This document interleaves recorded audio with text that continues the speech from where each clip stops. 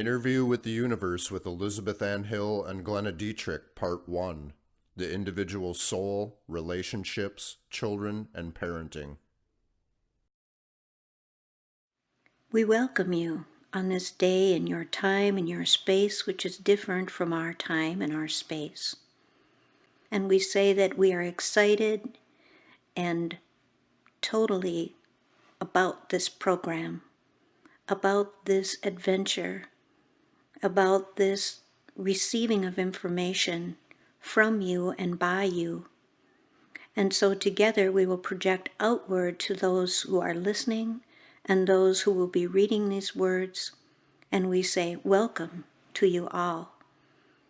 We are appreciative and grateful for this opportunity to connect on this level, as with these audios and with the written word, we will allow this information to come to you on many, many levels, vibrationally, and to help change frequencies for those who are ready to shift, and to also maintain those who have already shifted, as we see a large need for support for those who have shifted and changed their vibration.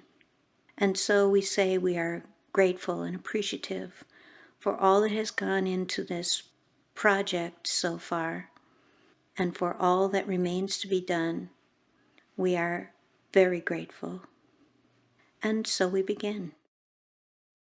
Glenna and I want to welcome you and thank you for the opportunity to ask the questions that we believe will benefit people all over the world. And so if you would begin by describing who is present at this interview. We would say that there are many entities involved in this project and many onlookers, an audience, so to speak, of very high frequency beings.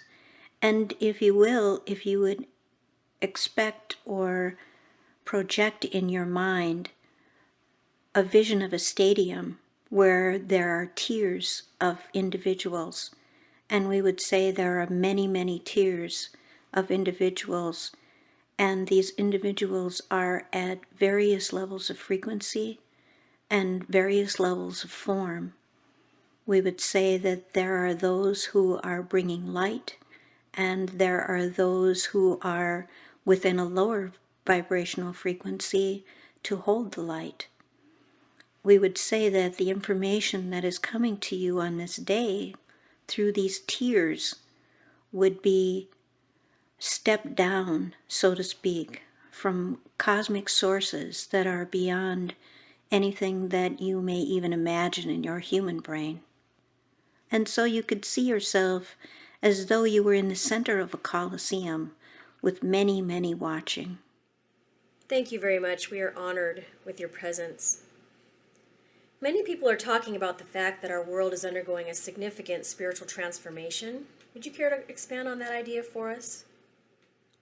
We would say that it is true that all things and all that is going through an evolutionary leap, and that those from the highest vibrations vibrate down to the lowest and densest, and you in turn vibrate back to the highest density. And so we would say that there are repercussions or ripples of energies as this evolutionary leap is being undertaken. Thank you.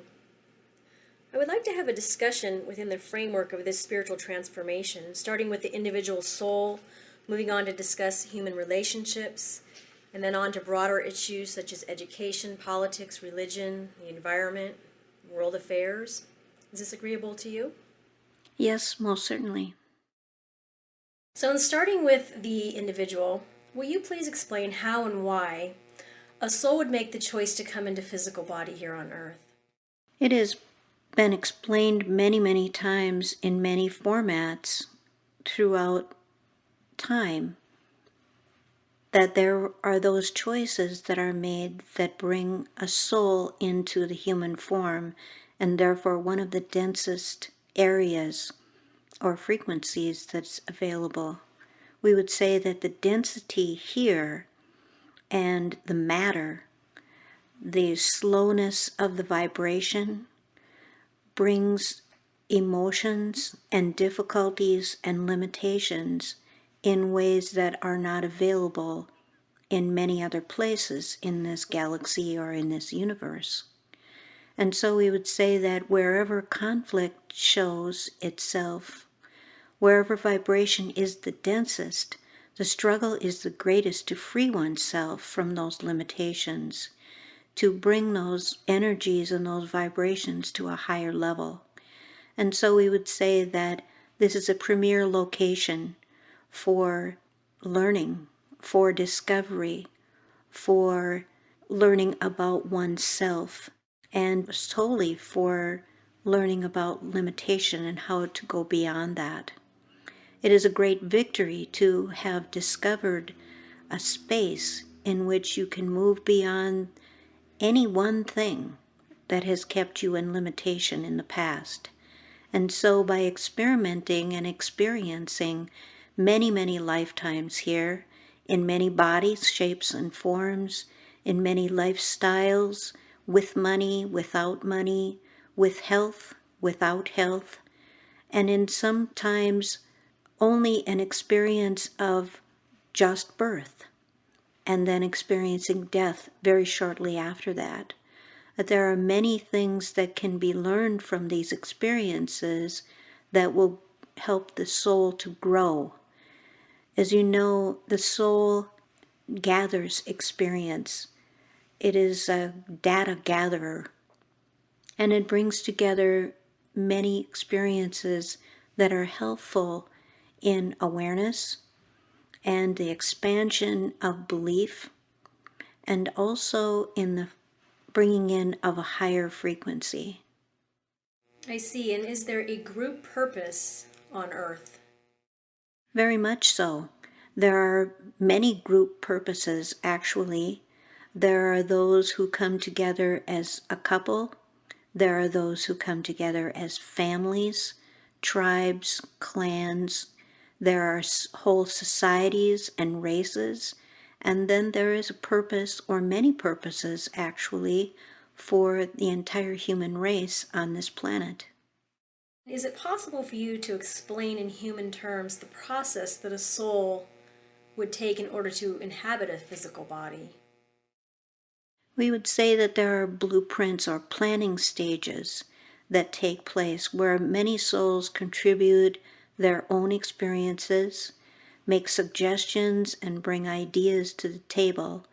And one particular soul who has been chosen to return to this place will then sort through those ideas and ask if there are souls who are available to allow those experiences to happen, such as if an individual would like to come in with a disability or a physical handicap and would like to experience the idea of being different or limited physically, then those that would be involved in that process, whether they would be helpful in learning that lesson in a very difficult way, or if they would be helpful in learning that lesson through a very loving way, would then volunteer and bring about this lifetime that would offer that soul the opportunity to learn the lessons of a physical handicap. I see. And does each individual soul have a guide or many guides who stay with them throughout their lifetime, and or does the guide help them to make these decisions? Each individual soul has many guides. However, some are more predominant at certain times of the life phase. Some take a back seat at times.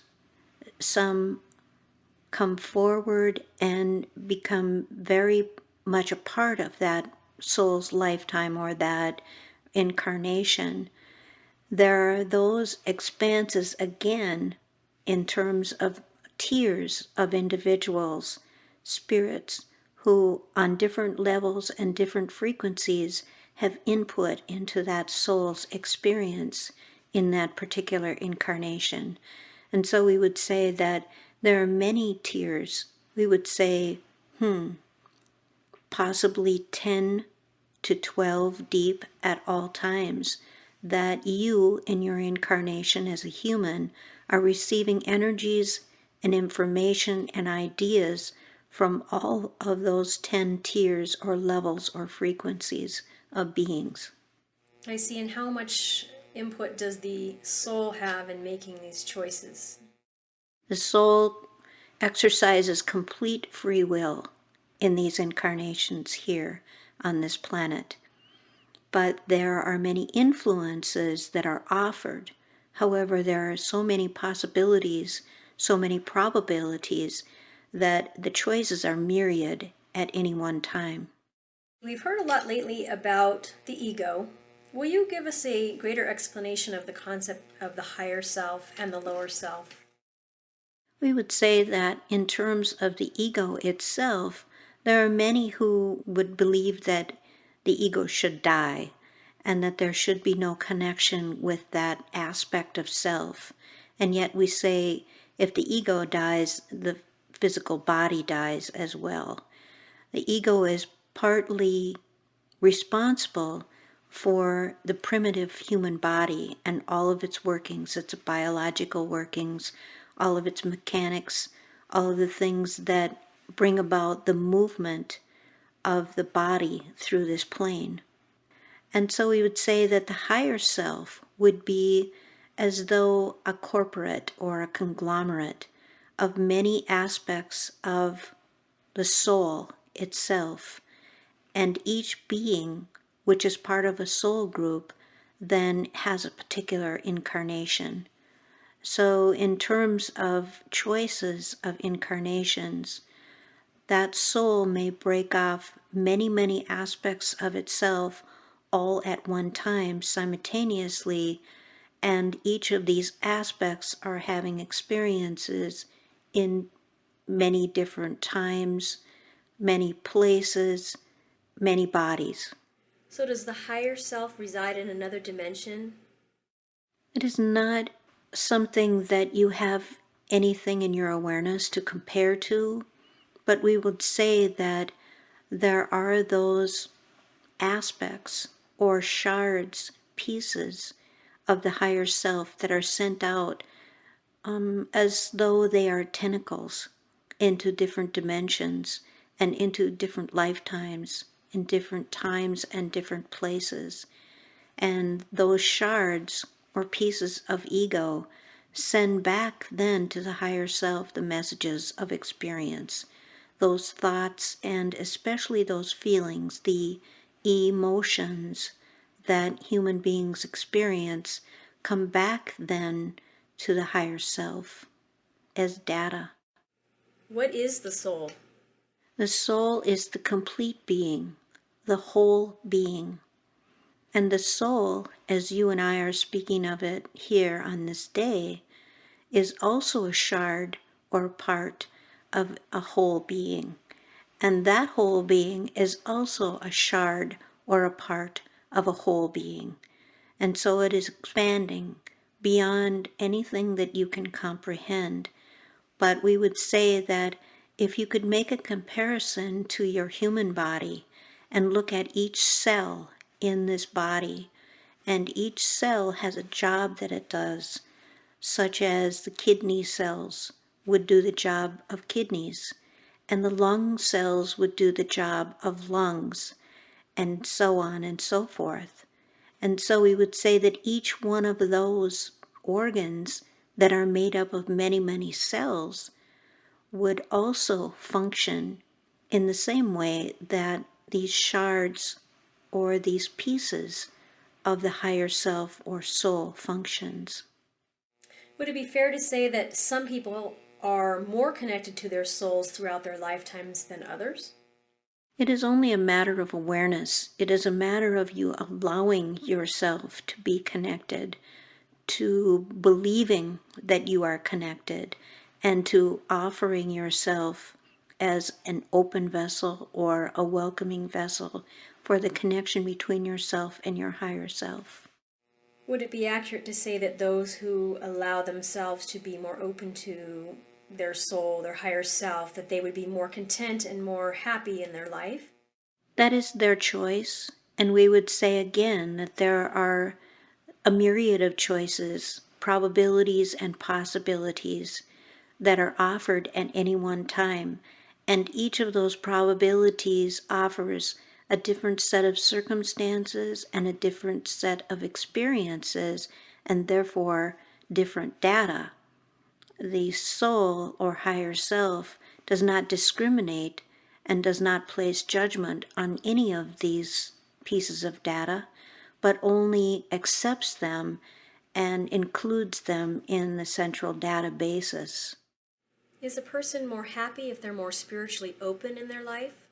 It is not necessarily an opening to spirit that brings happiness, but an opening to heart. By heart, do you mean emotional center? The truth of your being. It is as well a fact that in your realm, many put many judgments on the actions or the beliefs or the thought processes of others. And so we would say that happiness comes more from the lack of judgment and the ability to let all things be as they are, accept those things as they are. I see. And so, is there ever a time when it is appropriate to make a judgment? We would say that it is appropriate and necessary for assessments to take place. It is inappropriate for judgments are always emotional.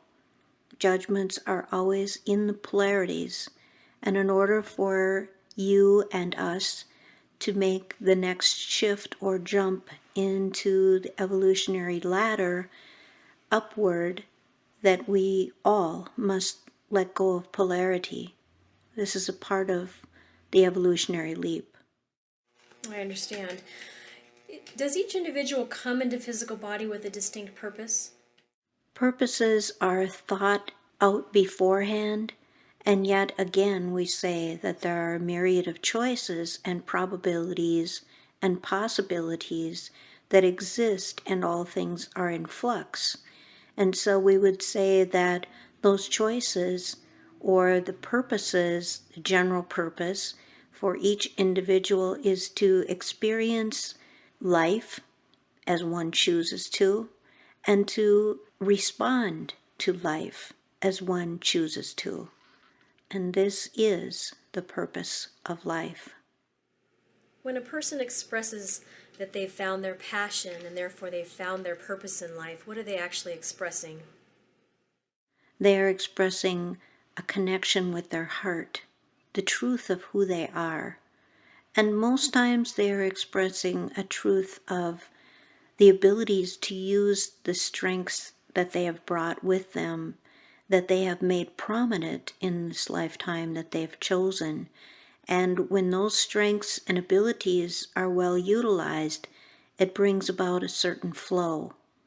However, if those strengths are not utilized, it brings about a conflict, wherein they may allow other lessons and other experiences that are equally as important. How are the decisions made? Are they made on the conscious and subconscious level? Between yourself and your free will, which is the most important, because you are learning free will and the experience of free will as your part of your higher self, and also with influences and impulses coming from higher realms, as we have explained to you by showing you the levels, the tiers of individuals and entities that are involved. And so at any one time you may or may not choose to open to any of these influences, and the choice is the important thing. Not necessarily what choice, but that you make a choice. So there's no right or wrong. No. But it is if you feel inside not fulfilled or unhappy, then would that be an indication that you made the wrong choice? No. Is it safe to say that when we come into physical body, experience a veil of forgetfulness. Yes, certainly. This is a limitation that you plan. This is a limitation that you set about through lifetime after lifetime after lifetime to overcome, to remember. And part of the thrust toward evolution that is happening at this time is more and more and more remembering. However, this remembering also changes the frequency of the human body. And at the same moment in time, all other beings on this planet and in this realm and the planet herself are changing frequencies and remembering as well. And so you asked previously about group energies. We would say that as a group you plan to move forward into this remembering and thereby raising of frequency. However, you do so individually as well. And what is it we are remembering? That you are God. Is it true that once a soul completes his or her purpose, the soul makes its transition? Again, a fact of free will that can be changed at any time. But the soul, the shard of the soul that you are in this incarnation, comes in with an ideal date and time and way, an exit point that is planned. However, this exit point can be moved, it can be changed, but it cannot be deleted. And do we give ourselves several exit points throughout our life that we can choose to make our transition? Yes. And why do we do this? It is a matter of experiences as the shard that is you, that is a part of the higher self, the higher being. As the lessons are learned, as the experiences are gathered, at times the body becomes extremely exhausted, or there might be very difficult circumstances that seem insurmountable. And so at that time, that which you are can decide to withdraw or detract the life form from that physical body. If you don't mind me using a personal example, my twin sister would have planned that she would die as a Border Patrol agent. That was one of many possibilities. Could she have died in some other way? As she withdrew her energy or life force from her body, she was given an opportunity at that time to move on into other dimensional contracts or to move back into the physical body which she came from. She at that moment decided that it was time to move on. I understand. Makes perfect sense. So we do plan to a certain degree, when our time to make our transition will be. And we've covered this a little bit, but we do plan our challenges. Am I to understand that correctly? Yes, certainly. And why do we do that? As a blueprint, a way to have a plan, and yet you choose at various times to move away from that plan, to change the plan, to make the plan expand further, to go further into a certain level, to go further into a certain emotion. Perhaps you choose something such as a physical illness, or you choose something such as an emotional problem.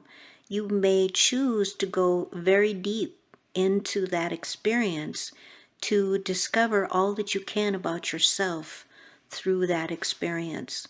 Or you may choose to only go across the surface of that experience. That is why many people contract the same illness, but some people suffer more, some people stay ill longer, and some people use that as their exit point. Are these decisions being made on the conscious level? Because I would imagine many people would say, well, I didn't choose this. We would say that there is an unconscious factor there. And again, as the life force is withdrawn, and many times during your lifetime, life force is withdrawn from your physical body for a fraction of what you would call a second. And during that time, the soul and that aspect of you that is part of the soul comes to a decision about staying in the physical body or leaving it, moving on to a different dimensional experience.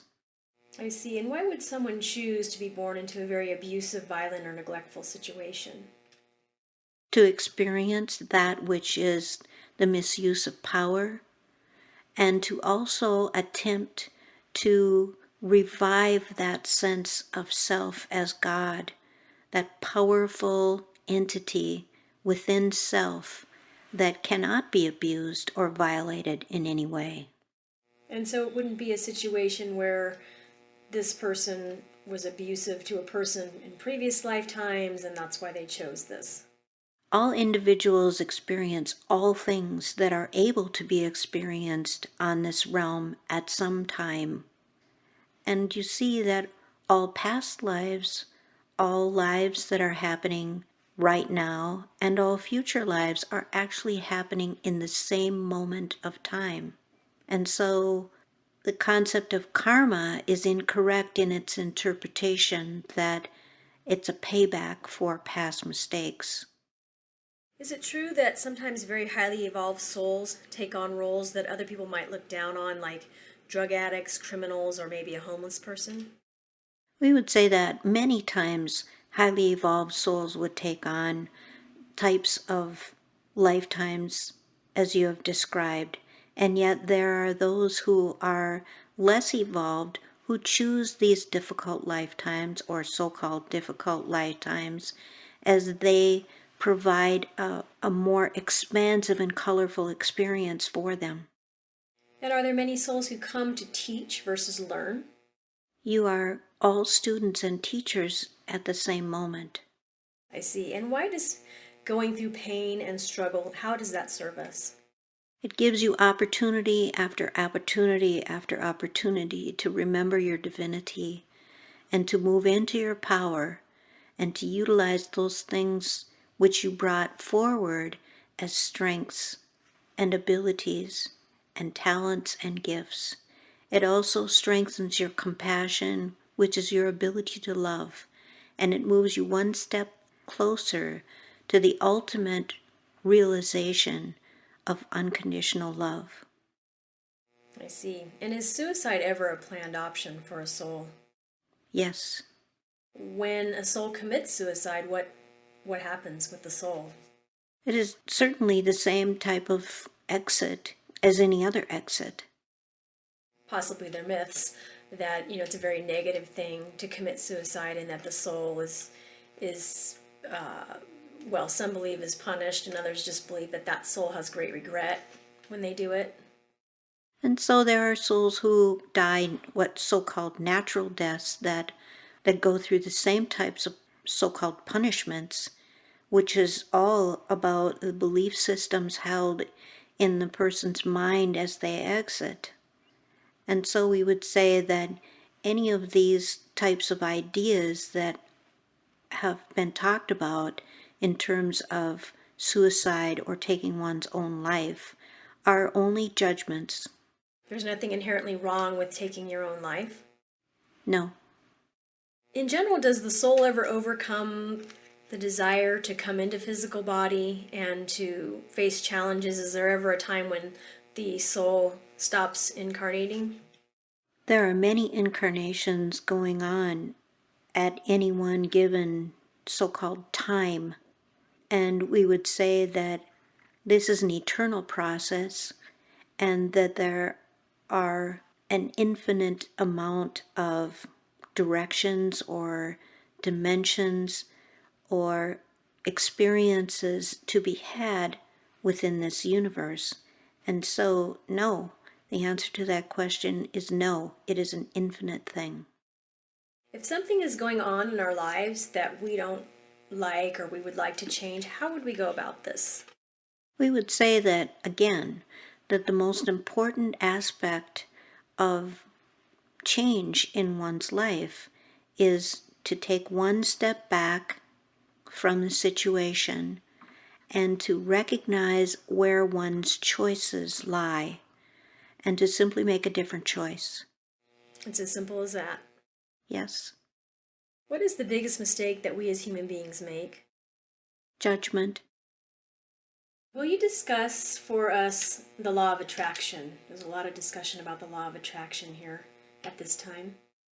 We would say that the law of attraction is a very, very simple concept that is manifested by picking up small magnets, looking at the way magnetization works in your realm. It is only accessing a natural law that exists in your realm, that like attracts like. And so we say that to magnetize to yourself that which is like you, you must first become that thing that it is you are wanting to attract. And so if you are wanting to attract a happy relationship, you must become a person who is happy in a relationship. If you would like to attract financial abundance into your life, you must see yourself and believe yourself to be abundance. And so we say it's a very simple concept, and yet we understand that individuals struggle with this, and we would say that most times humans begin to make the simple complex so that their brains have something to work on and their minds have something to do. And yet we would say that the truth resides in your heart. And so always rely on your heart to be the best judge, to be the best assessor of where your life is and what it is that you are drawing to yourself and what it is that you desire to draw to yourself. And so something that always confuses me about this is you had mentioned that, for example, a soul may decide that they want to come into physical body and they want to experience a life without a lot of money. And so let's say that this person says, I would really like to use the law of attraction to attract money to myself. Is there a conflict there? No, because they have made a choice, because they have drawn from this myriad of possibilities that possibility which they could learn to overcome limitation. They could learn to overcome the sense of not deserving. They could learn to overcome the sense of limitation in a way that creates a more expansive view. Remember, it is the experience that your soul is desiring. And so as you overcome a limitation, the great victory that comes about is that your frequency rises.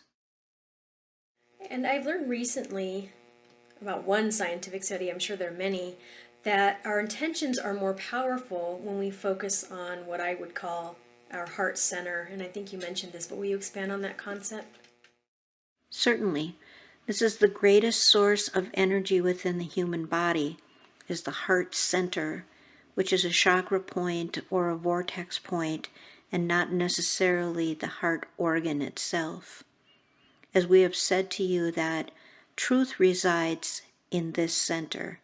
And so by attracting to yourself from your truth center, you attract those things which bring about the highest frequency available to you. When you say the heart center, so we can be clear, we're talking about that which brings you the greatest joy. Yes. And so if something brings you joy, obviously would have to be something that wouldn't be harmful to someone else. We would say that there are those things that would bring you joy and yet would bring conflict to another individual, which also then offers them an opportunity to move past their limitations around that creation of conflict. And there are some in certain schools of thought that if you use your emotions to make a decision, then you're not using your rational intellect, and therefore you are making a decision that is not rational. We would say that the emotions are only a reaction. We would say that the truth resides in your heart. And your heart can't lie, because if you feel something inside, you have to know that that's the truth. Certainly. And to rely on reactions rather than responses is folly. The heart center is where the intuition is based. Yes. You have said that it is very important for us to love ourselves. Why is that so important? For it is this action and this ability to love oneself that is the greatest deed. It is the deed that reveals divinity of yourself to yourself. It is the great awakener. It is that which causes you to remember your divinity. In what ways could we love ourselves more? There are many ways. You may start with small, incremental, physical types of things, such as taking very good care of your body, doing actions and activities that bring good health, and then looking at your thought processes and recognizing the level of energy that goes into negative thought and into drama and into the attraction of drama into your life. There's some who would say that putting yourself first is selfish. What would your response be to that? In this age, it is the age of community and equality.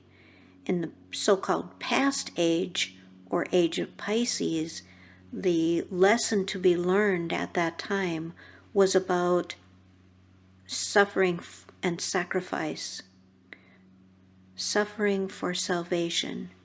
This is no longer the case, and you have, as humanity in general, moved beyond the need to learn that lesson, to learn that information, and to send that data. Your data now will include a sense of community, a sense of belonging, helpfulness, equality, and information. And so how does loving ourselves fit into that? In order to be an equal partner in anything, you must hold the same level of love for self as you do for others. What things are no longer serving us as individuals? We would say that if you would drop judgment and the idea of judgment from all things that you are involved with, this would be the greatest deed. So if someone harms another individual, for example, we would not place a judgment on that. You would provide protection, and you would provide an intense, loving situation for that person to heal. You see, in this situation that you have described, the victim and the person who victimizes are at the same level of not understanding self and not loving self. And so they've attracted each other to themselves. And so it is again the law of attraction, and it is again through the intense love that would correct and heal that situation. So in any situation, whether it be, we see that a child has been abused or, something that seems really heinous to us, it's still appropriate to reserve judgment. Yes, it is not correct, however, to not assess the situation and protect those in the situation that need protection. Just leave the emotional judgment part out. Yes. It has been said that human relationships bring us the most pain, but also the greatest growth. Would you care to comment on that? We would say that humans are designed to be social creatures and part of communities and couples and families. This is where the greatest happiness resides. The beliefs about living separately and being isolated from one another, such as a man on an island unto himself, are not true in most instances. And we would say that true healing and true emotional health and true happiness comes from building community and supporting one another. There are many situations where when we're in a relationship with someone, it can be very painful. And so it is said that those are the greatest growth moments. This is true. Do we choose our family and our relationships before we come into physical body? You choose that possibility, that among those myriad of possibilities are those family members that would come and go, those friends that would come and go, those lovers and partners and even children that would come and go throughout your lifespan. I've noticed that many people seem to be bound by a sense of obligation to their spouses, family members, or friends to the point where it becomes detrimental. Would you agree with this? Yes, And so, what would you say to a person who is in that situation? we would say that it is important to learn to love self. When we encounter a difficult person in our lives, the person is causing us difficulties, or they're not agreeable, is it accurate to say that we have agreed to go through trials with this person? Yes, And why would we do that? to again eliminate limitations, to practice non-judgment, to practice unconditional love, to practice acceptance and unconditional acceptance, to honor differences instead of noticing that we are different, we notice that we are as one or familiar or the same. Many people believe that when we are bothered by something that we see in another person, that it's actually a mirror and something in ourselves that we do not like. Would you agree with that? There are some instances when this is the case, and there are many times when taking one step back from a situation will help you to understand why something that you see in another person irritates you. So if we seem to feel that we have many people around us, for example, that are very critical, we may want to look at how we treat ourselves. Yes, it's helpful in looking at the level of self-love from which you operate. If we're having some kind of argument or dispute with another person, what is the best way to handle the argument?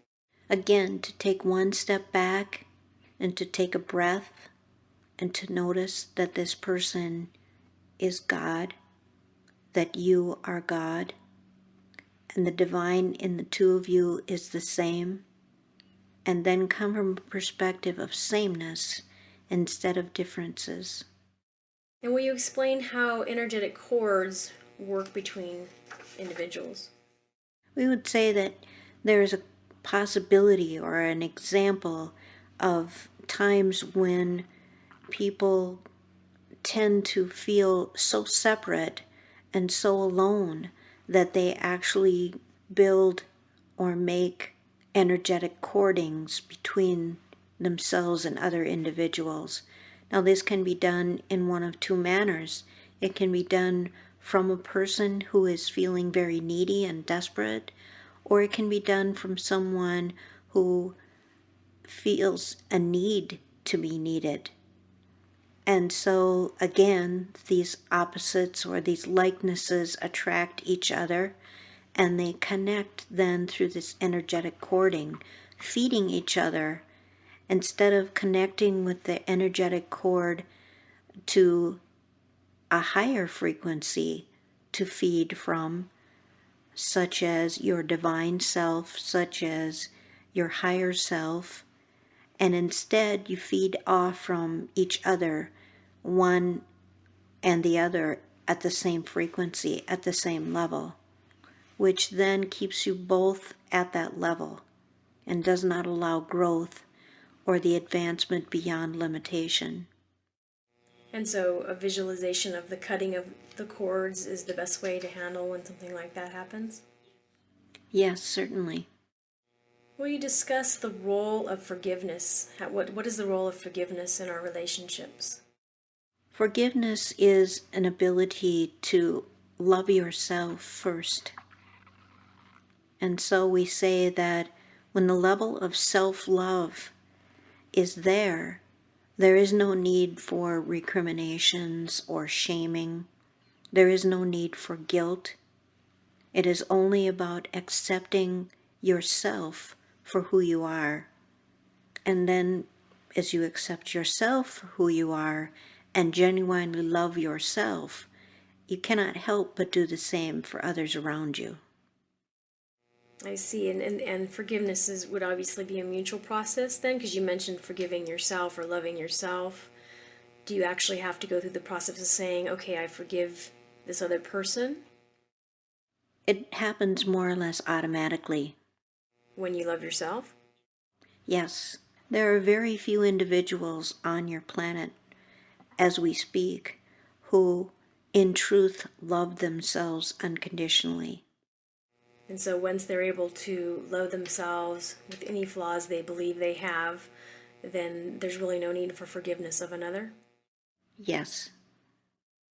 And so if someone does something, and we've covered this, but it's something that we feel is very egregious or harmful to us, we can still forgive by loving ourselves. Yes. I'd like to move on to the concept of soulmate. Do we have a soulmate?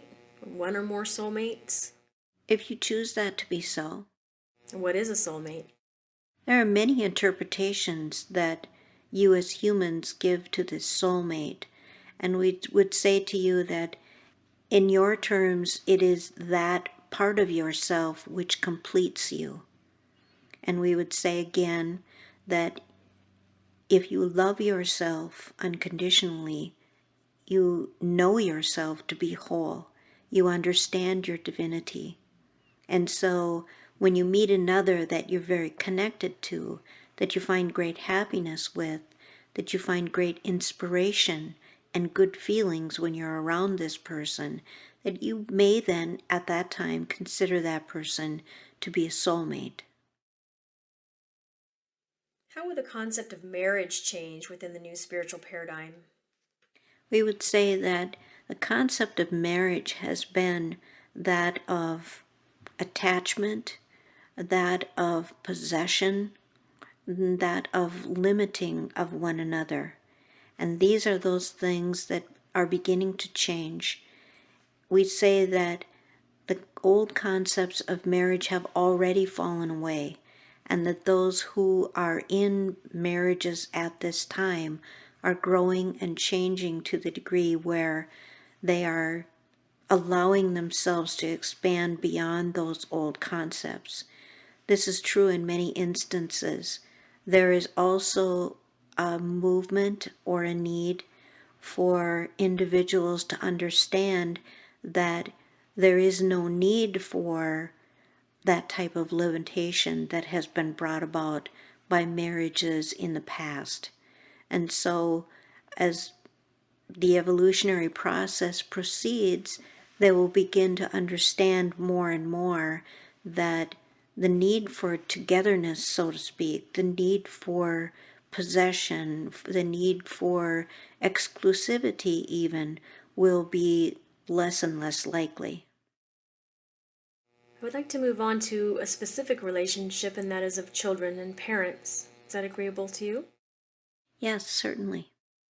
We've heard a great deal about indigo, crystal, and rainbow children. Is it true that children are being born physically, mentally, and spiritually different than they were previously? They certainly are. They are being brought in at a higher frequency level than you yourself and others in your age group. Does this account for the increase in ADD, ADHD, and autism diagnoses? In some situations, yes. How can parents best raise and guide these children? We would say again by teaching those principles of loving oneself and also by respecting and honoring each other and accounting for differences and using those as strengths in relationship rather than using them as weaknesses. How can we best help our children to realize their inner purpose? By living it yourselves. As a role model. Yes. Are TV and video games bad for children? There are those elements that enter into your civilization, which again draw an ability or a need for judgment. And we say that at this time there are great benefits to many of the abilities that are brought to the surface, that are being activated in these children by using this technology. However, the intention behind it, the intention of the companies who make these products, is very clearly influential in these children's minds. And so we would say that the use of video games and the watching of television is not a negative thing. We would say that the intention behind the production of these elements, of the television programming, of the products that are being promoted, and of the style in which the video games are being made, the intentions behind those are to make as much money as possible, to profit to the greatest degree, instead of holding the level of the children's best interest at heart when these products are being made. And so we say that that is a downfall, and yet the benefits that are gained from these abilities that are discovered by rainbow, crystal, and indigo children are far outweigh the problems that they cause. Would you explain what some of the differences are with the new children? We would say that first and foremost, you must recognize that they are at a higher frequency. And so the denser game playing and the drama types of things are very irritating to them. They are not of an awareness to understand this, and their comprehension level of these denser activities is not very high. Their compassion level is very, very high. Their ability to love themselves, their ability to love one another is much higher because of this frequency shift, or this higher raised frequency that they come in on. And so we would say that to enable them to be who they are and to support this, these children as well comprehend much more quickly and much more easily than the adults around them, and this must be honored and supported. We would say as well that they cannot tolerate and will not tolerate things that bring about sadness, that bring about destruction of the ecological system of the planet, that bring about pain to other beings other than human beings. And so to expose them to these things, whether it be by default, by watching on the television, by news reports, is very, very harmful to their bodies. It brings them to a level of irritation or frustration that's difficult for them to hold. And so in transforming the planet, which is what is taking place now, that will automatically change the environment for these children. Yes. As parents and as just people in general, is there anything else you'd like to say about how we can help our children moving forward?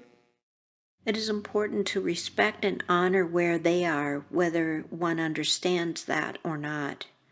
It is also of utmost importance to set a good example of self-love and self-care. And you mentioned previously that connecting to our inner child is a very powerful process. Will you expand on this idea for us? We would say that your inner child is that aspect of yourself that is innocent, that it is in awe of the world and all of its beings, that is open to alternative belief systems, that is not cynical, that is not jaded, that is open-eyed and wondering constantly, that is open to love and to giving love.